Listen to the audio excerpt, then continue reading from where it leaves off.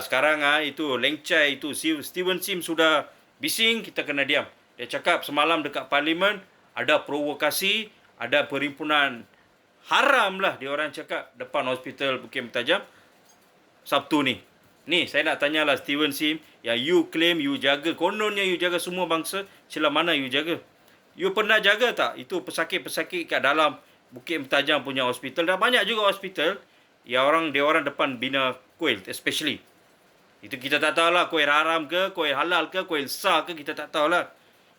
Kau pun ada pergi sekolah kan? Ni, Julutong, ini Steven Sim, ada 2-3 ekor senator pun kat sana.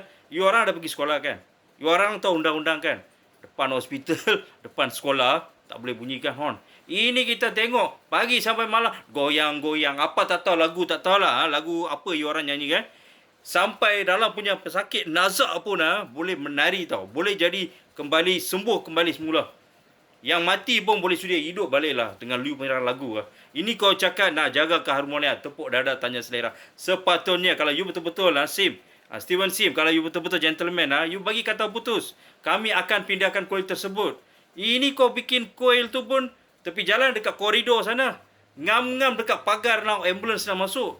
Lepas tu jalan pun kecil.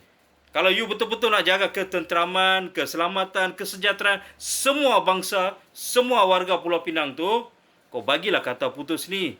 Sikit-sikit nak tekan nama kami. Esok lusa keluarlah dalam newspaper, Cikgu Chandra Zamri Winod ditahan. Di bawah akta hasutan. Ini sajalah lu orang tahu. Jangan menegakkan benang yang basah. Kalau hari Sabtu tu tak jumpa saya tu, carilah mana-mana lock up nanti. Alright, terbaik teruskan bersuara dan teruskan support kami. Berani kerana benar. Baik. Steven Sim, harap-harap you bagi kata putus lah. Pindahkan kuil tersebut. Kalau tak, minta maaf apa cerita lah.